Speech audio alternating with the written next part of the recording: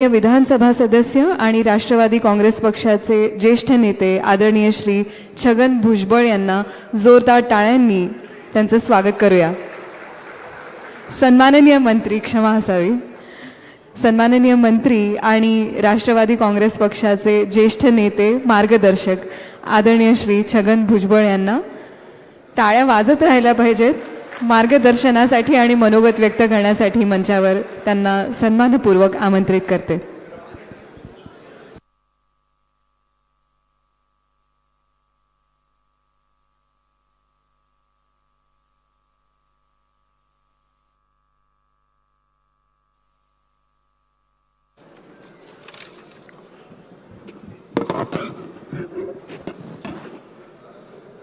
सर्वप्रथम मी या सभामंचावर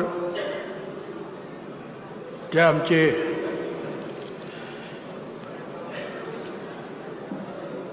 या महाराष्ट्राचे नवे देशाचे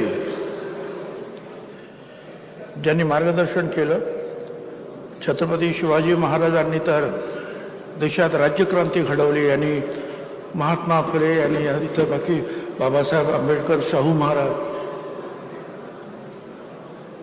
यशवंतरावजी यांनी समाजक्रांती घडवली। ह्या सगळ्यांना मी मनपूर्वक वंदन करतो। राष्ट्रवादी काँग्रेस पक्षाचे अध्यक्ष सन्माननीय अजितदादा पवार,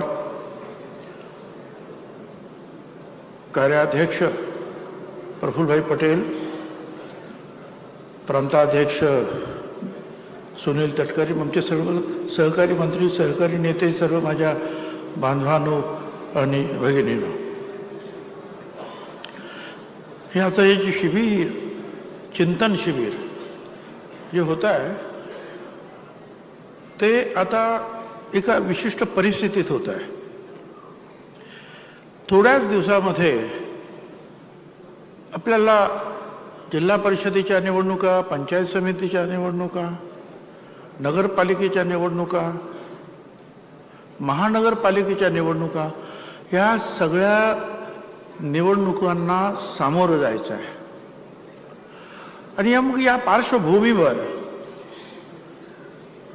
आपल्या सर्व राष्ट्रवादी काँग्रेस पक्षाच्या कार्यकर्त्यांना मार्गदर्शन व्हायला पाहिजे की आपलं ध्येय काय आहे।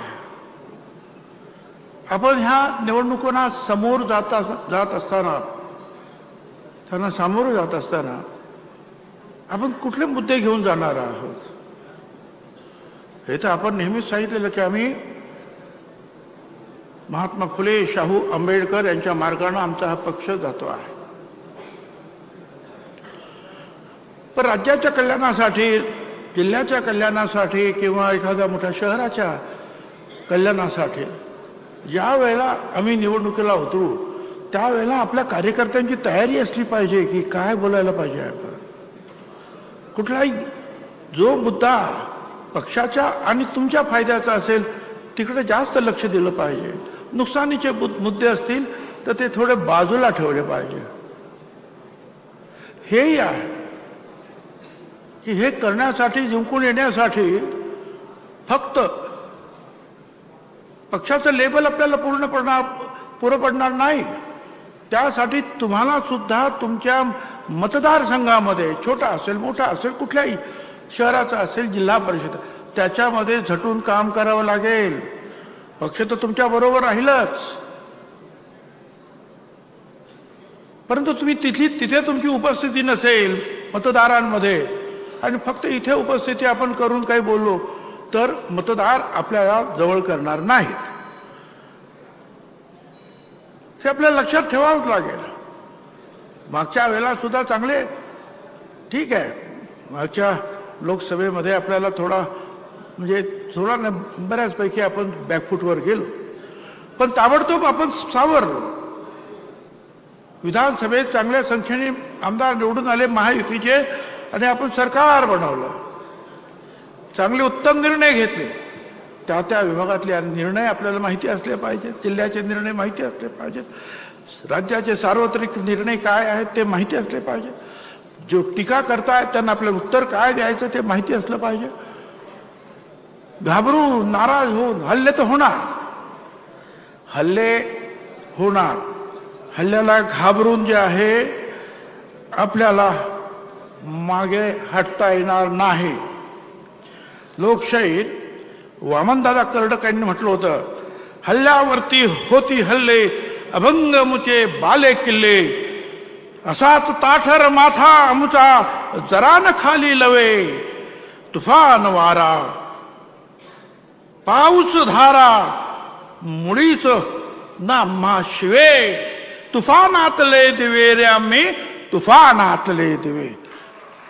या तुफानातल्या दिव्यातून आपल्याला राष्ट्रवादी काँग्रेस पक्षाला पुढे न्यायचं आहे.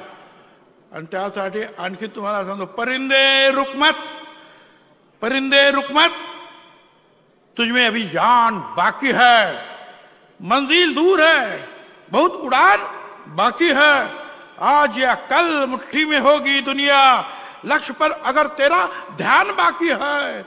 यूं ही नहीं मिलती रब की मेहरबानी, एक से बढ़कर एक इम्तिहान बाकी है.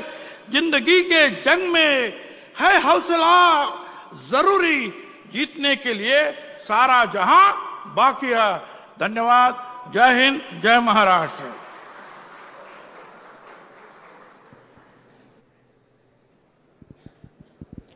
मनपूर्वक धन्यवाद. आणि यानंतर मार्गदर्शनासाठी मी मंचावर आमंत्रित करते